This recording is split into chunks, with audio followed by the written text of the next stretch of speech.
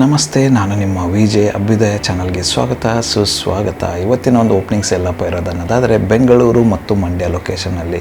ಬೆಂಗಳೂರಿನಲ್ಲಿ ಇರ್ತಕ್ಕಂಥ ಕಂಪ್ನಿ ಯಾವುದಪ್ಪ ಅನ್ನೋದಾದರೆ ರ್ಯಾಡಿಕಲ್ ಮೈಂಡ್ಸ್ ಮತ್ತು ಡ್ಯಾಶ್ ಸ್ಕ್ವೇರ್ ಅಂದ್ಬಿಟ್ಟು. ಅದಾದ ನಂತರ ಮಂಡ್ಯದಲ್ಲಿ ಇರ್ತಕ್ಕಂಥದ್ದು ಬಂದು ವಾಕ್-ಇನ್ ಡ್ರೈವ್ ಆಗಿರುತ್ತೆ. ಅದು ಬಂದು TCS ಕಡೆಯಿಂದ ಇರ್ತಕ್ಕಂಥದ್ದು. TCS ಕಡೆಯಿಂದ ಫ್ರೆಷರ್ಸ್ಗೆ ವಾಕ್-ಇನ್ ಡ್ರೈವ್ ಮಾಡ್ತಾ ಇದ್ದಾರೆ.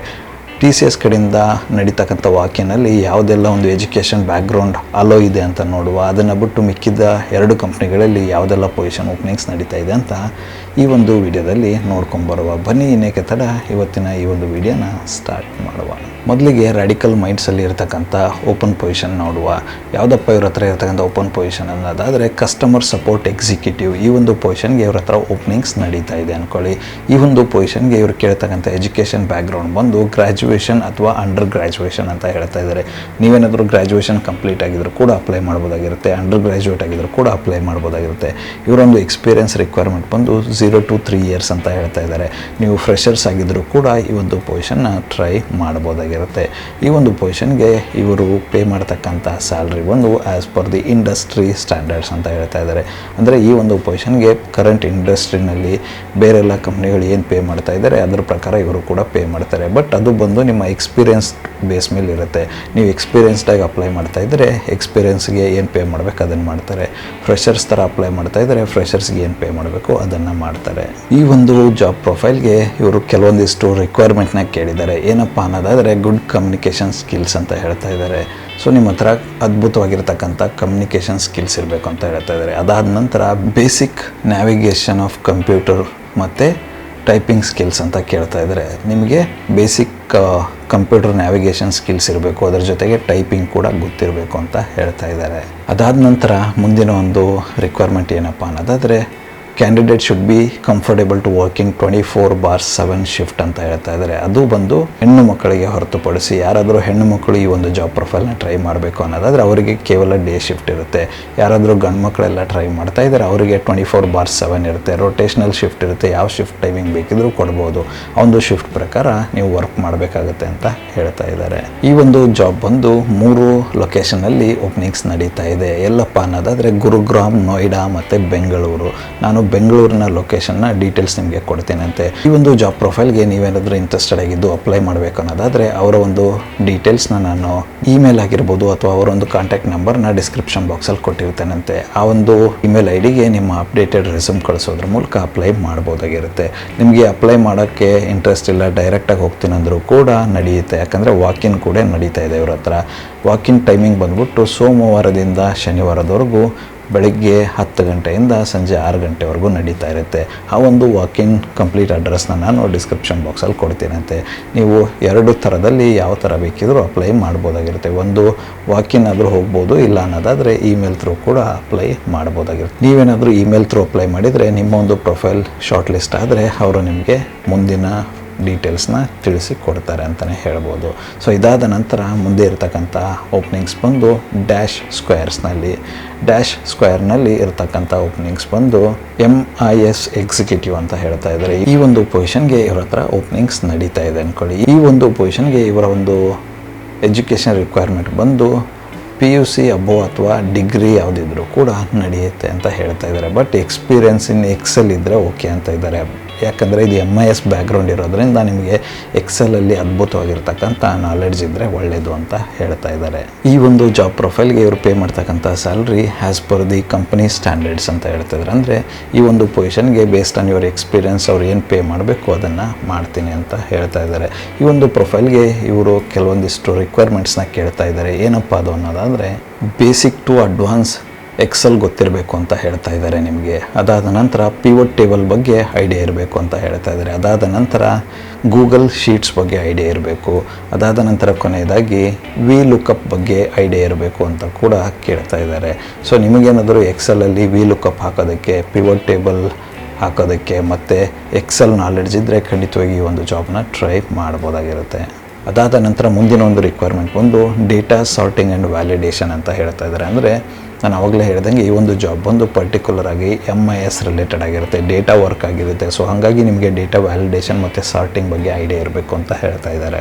ಅದಾದ ನಂತರ ಇವರ ಕೊನೆಯ ಒಂದು ರಿಕ್ವೈರ್ಮೆಂಟ್ ಏನಪ್ಪ ಅನ್ನೋದಾದರೆ good communication skills in English written and spoken ಅಂತ ಹೇಳ್ತಾರೆ. ಅಂದರೆ ನಿಮ್ಗೆ ಓದೋಕ್ಕೆ ಮತ್ತು ಬರೆಯೋದಕ್ಕೆ ಫ್ಲೂಯೆಂಟ್ ಆಗಿರತಕ್ಕಂಥ ಇಂಗ್ಲೀಷ್ ಗೊತ್ತಿರಬೇಕು ಅಂತ ಹೇಳ್ತಾ ಇದ್ದಾರೆ. ಈ ಎಲ್ಲ ಒಂದು ಸ್ಕಿಲ್ಸ್ ನಿಮ್ಮ ಹತ್ರ ಇದ್ದರೆ ಇವರ ಒಂದು ರಿಕ್ವೈರ್ಮೆಂಟ್ ನಿಮ್ಮ ಒಂದು ಪ್ರೊಫೈಲ್ ಮ್ಯಾಚ್ ಆಗುತ್ತೆ ಅನ್ನೋದಾದರೆ ಖಂಡಿತವಾಗಿಯೂ ನೀವು ಟ್ರೈ ಮಾಡ್ಬೋದಾಗಿರುತ್ತೆ. ಯಾರೆಲ್ಲ ಎಕ್ಸೆಲಲ್ಲಿ ಹೆಚ್ಚಿನ ಒಂದು ನಾಲೆಡ್ಜ್ ಗಳಿಸ್ಬೇಕು ಅಥವಾ ಕಲಿಬೇಕು ಅನ್ನೋರು ಕೂಡ ಅಪ್ಲೈ ಮಾಡ್ಬೋದಾಗಿರುತ್ತೆ. ಬಟ್ ನಿಮಗೆ ಬೇಸಿಕ್ಸ್ ಗೊತ್ತಿರಲೇಬೇಕು ಅಪ್ಲೈ ಮಾಡಬೇಕು ಅನ್ನೋದಾದರೆ. ಸೊ ಈ ಥರದೊಂದು ರಿಕ್ವೈರ್ಮೆಂಟು, ಈ ಥರದ ಒಂದು ಸ್ಕಿಲ್ ಸೆಟ್ ನಿಮ್ಮ ಒಂದು ಪ್ರೊಫೈಲ್ ಮ್ಯಾಚ್ ಆಗ್ತಿದ್ರೆ ಖಂಡಿತವಾಗಿ ಟ್ರೈ ಮಾಡ್ಬೋದಾಗಿರುತ್ತೆ. ಅಪ್ಲೈ ಮಾಡೋದಕ್ಕೆ ಅವರ ಒಂದು ಕಾಂಟ್ಯಾಕ್ಟ್ ನಂಬರ್ನ ನಾನು ಡಿಸ್ಕ್ರಿಪ್ಷನ್ ಬಾಕ್ಸಲ್ಲಿ ಕೊಟ್ಟಿರ್ತೇನಂತೆ, ಅದಕ್ಕೆ ಕಾಂಟ್ಯಾಕ್ಟ್ ಮಾಡುವ ಮೂಲಕ ಅಪ್ಲೈ ಮಾಡಬಹುದಾಗಿರುತ್ತೆ. ಮುಂದಿನ ಒಂದು ಓಪನಿಂಗ್ಸ್ ಎಲ್ಲಪ್ಪ ಅನ್ನೋದಾದರೆ TCS ಅಲ್ಲಿ ಇರ್ತಕ್ಕಂಥದ್ದು. ನಾನು ವಿಡಿಯೋ ಸ್ಟಾರ್ಟಿಂಗಲ್ಲಿ ಹೇಳ್ದಂಗೆ TCS ಅವರು ಮಂಡ್ಯನಲ್ಲಿರ್ತಕ್ಕಂಥ PS ಕಾಲೇಜ್ನಲ್ಲಿ ಮೆಗಾ ಫ್ರೆಷರ್ಸ್ ವಾಕ್ ಇನ್ ಡ್ರೈವ್ನ ಮಾಡ್ತಾ ಇದ್ದಾರೆ.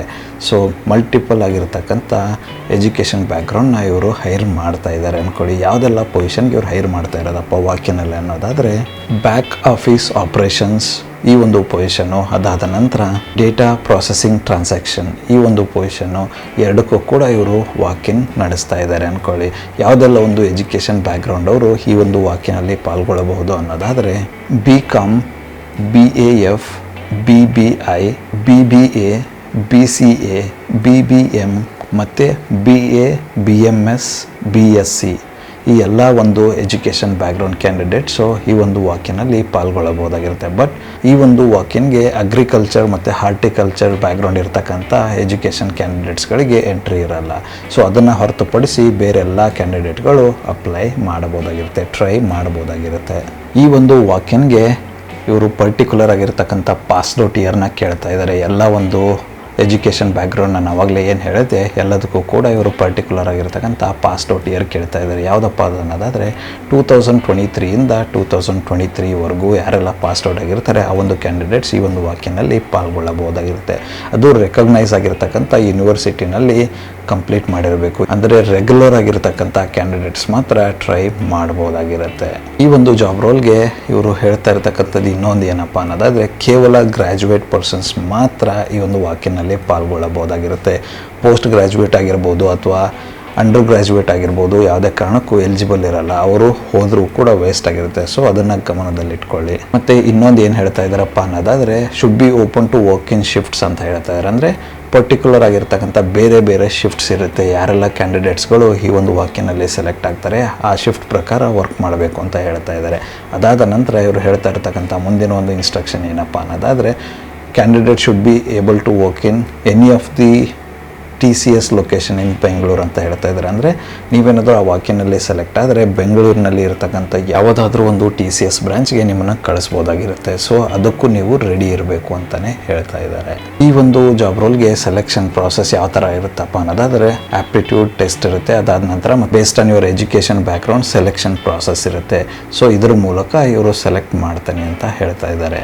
ಅದಲ್ಲದೆ ಇವರು ಫ್ರೆಷರ್ಸ್ ಮತ್ತು up to 6 months work experience ಇರೋ ಕ್ಯಾಂಡಿಡೇಟ್ಗಳನ್ನು ಮಾತ್ರ ಹೈರ್ ಮಾಡ್ತಾ ಇದ್ದಾರೆ. ಯಾರಾದರೂ ಮೋರ್ ದೆನ್ 6 months ಎಕ್ಸ್ಪೀರಿಯನ್ಸ್ ಇರ್ತಕ್ಕಂಥ ಕ್ಯಾಂಡಿಡೇಟ್ ಇದ್ದರೆ ಅವರು ಎಲಿಜಿಬಲ್ ಆಗಿರಲ್ಲ ಈ ಒಂದು ವಾಕಿನ್ಗೆ. ನಾನು ಇದುವರೆಗೂ ಏನೇನೆಲ್ಲ ಇನ್ಸ್ಟ್ರಕ್ಷನ್ನ ಡಿಸ್ಕಸ್ ಮಾಡಿದೆ ಅದೆಲ್ಲದಕ್ಕೂ ನೀವು ಓಕೆ ಅನ್ನೋದಾದರೆ ಈ ಒಂದು ವಾಕಿನ್ನ ಟ್ರೈ ಮಾಡ್ಬೋದಾಗಿರುತ್ತೆ. ನಾನು ಅವಾಗಲೇ ಹೇಳಿದಂಥ ಯಾವುದಾದ್ರೂ ಎಜುಕೇಷನ್ ಬ್ಯಾಕ್ಗ್ರೌಂಡ್ ನಿಮ್ಮದಾಗಿದ್ದರೂ ಕೂಡ ಅದು 2023-24 ಪಾಸ್ಔಟ್ ಆಗಿರ್ತಕ್ಕಂಥ ಕ್ಯಾಂಡಿಡೇಟ್ ನೀವು ಆಗಿದ್ದರೆ ಖಂಡಿತವಾಗಿಯೂ ಈ ಒಂದು ಅಪಾರ್ಚುನಿಟಿನ ಯೂಸ್ ಮಾಡ್ಕೋಬೋದಾಗಿರುತ್ತೆ.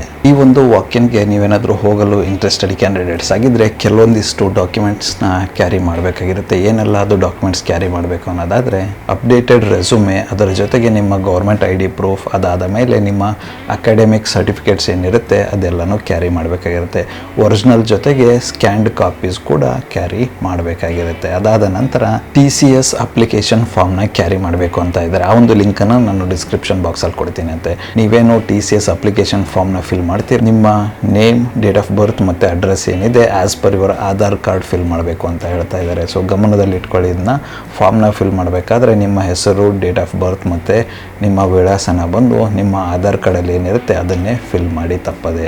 ಸೊ ಈ ಒಂದು ವಾಕಿನ್ಗೆ ನೀವೇನಾದರೂ ಹೋಗ್ಬೇಕನ್ನೋದಾದರೆ ಫಸ್ಟಿಗೆ ರಿಜಿಸ್ಟರ್ ಮಾಡ್ಕೋಬೇಕಾಗಿರುತ್ತೆ. ಆ ಒಂದು ರಿಜಿಸ್ಟ್ರೇಷನ್ ಲಿಂಕನ್ನು ನಾನು ಡಿಸ್ಕ್ರಿಪ್ಷನ್ ಬಾಕ್ಸಲ್ಲಿ ಕೊಡ್ತೀನಂತೆ. ಅದ್ರ ಥ್ರೂ ನೀವು ಹೋಗ್ಬಿಟ್ಟು ರಿಜಿಸ್ಟ್ರೇಷನ್ ಮಾಡಿಕೊಳ್ಳಬಹುದಾಗಿರುತ್ತೆ.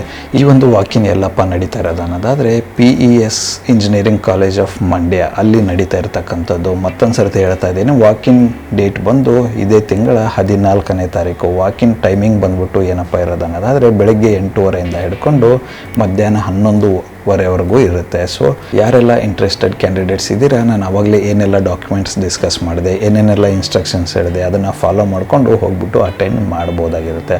ಒಂದು ಅದ್ಭುತವಾಗಿರ್ತಕ್ಕಂಥ ಅಪಾರ್ಚುನಿಟಿ ಇದಾಗಿದೆ. ಸೊ ಹೋಗ್ಬಿಟ್ಟು ಯೂಸ್ ಮಾಡ್ಕೊಳ್ಳಿ. ನಾನು ಆವಾಗಲೇ ಹೇಳಿದಂಗೆ ರಿಜಿಸ್ಟ್ರೇಷನ್ ಲಿಂಕನ್ನು ನಾನು ಡಿಸ್ಕ್ರಿಪ್ಷನ್ ಬಾಕ್ಸಲ್ಲಿ ಕೊಟ್ಟಿರ್ತೇನೆ ಅಂತ, ಅದ್ರ ಥ್ರೂ ರಿಜಿಸ್ಟ್ರೇಷನ್ ಮಾಡ್ಕೊಂಡು ಹೋಗಿ. ವಿತೌಟ್ ರಿಜಿಸ್ಟ್ರೇಷನ್ ಯಾರೆಲ್ಲ ಕ್ಯಾಂಡಿಡೇಟ್ಸ್ ಹೋಗ್ತಾರೆ ಎಲಿಜಿಬಲ್ ಆಗಿರಲ್ಲ ಈ ಒಂದು ವಾಕಿನ್ಗೆ. ಸೊ ಹಾಗಾಗಿ ತಪ್ಪದೇ ರಿಜಿಸ್ಟ್ರೇಷನ್ ಮಾಡಿಕೊಂಡು ಹೋಗ್ಬಿಟ್ಟು ಅಟೆಂಡ್ ಮಾಡಿ ಅಂತ ಹೇಳೋದಕ್ಕೆ ಇಷ್ಟಪಡ್ತೀನಿ. ನೀವು ರಿಜಿಸ್ಟ್ರೇಷನ್ ಮಾಡಿದಾದಮೇಲೆ ಆ ಒಂದು ಫಾರ್ಮ್ನ ಪ್ರಿಂಟೌಟ್ ತೊಗೊಂಡ್ಬಿಟ್ಟು ಹೋಗಿ, ತಪ್ಪದೆ ಮರೆಯದೆ ತೊಗೊಂಡೋಗಿ. ಮತ್ತು ಆವಾಗಲೇ ಹೇಳ್ದಂಗೆ ನಿಮ್ಮ ಹೆಸರು, ವಿಳಾಸ ಮತ್ತು ಡೇಟ್ ಆಫ್ ಬರ್ತ್ನ as per your Aadhaar card fill ಮಾಡಿ. ಯಾವುದೇ ಕಾರಣಕ್ಕೂ ಇನ್ಫಾರ್ಮೇಷನ್ ಮ್ಯಾಚ್ ಆಗಿಲ್ಲ ನಿಮ್ಮ ಆಧಾರ್ ಕಾರ್ಡ್ಗೆ ಅನ್ನೋದಾದರೆ ಅವರು ಒಳಗಡೆಗೆ ಸೇರಿಸಲ್ಲ. ಸೊ ಹುಷಾರಾಗಿ ನೋಡಿಕೊಂಡು ಫಿಲ್ ಮಾಡ್ಬಿಟ್ಟು ಹೋಗಿ ಅಂತ ಹೇಳೋಕ್ಕೆ ಇಷ್ಟಪಡ್ತೀನಿ. ಸೊ ಇದಿಷ್ಟು ಇವತ್ತಿನ ಒಂದು ಅಪಾರ್ಚುನಿಟೀಸ್ ಆಗಿರುತ್ತೆ. ಈ ಒಂದು ವಿಡಿಯೋ ನಿಮ್ಗೆ ಏನಾದರೂ ಇಷ್ಟ ಆಗಿದ್ದರೆ ದಯವಿಟ್ಟು ಲೈಕ್ ಮಾಡಿ, ಕಮೆಂಟ್ ಮಾಡಿ, ಶೇರ್ ಮಾಡಿ. ಚಾನಲ್ಗೆ ಏನಾದರೂ ಹೊಸದಾಗಿದ್ದರೆ ಸಬ್ಸ್ಕ್ರೈಬ್ ಮಾಡೋದನ್ನು ಮಾತ್ರ ಮರಿಬೇಡಿ. ಮತ್ತೆ ಸಿಗುವ ಮತ್ತಷ್ಟು ಹೊಸ ಅಪಾರ್ಚುನಿಟಿಯೊಂದಿಗೆ. ಅಲ್ಲಿವರೆಗೂ keep learning, keep updating yourself. ಜೈ ಹಿಂದ್, ಜೈ ಭಾರತ್, ಒಂದೇ ಮಾತರಂ.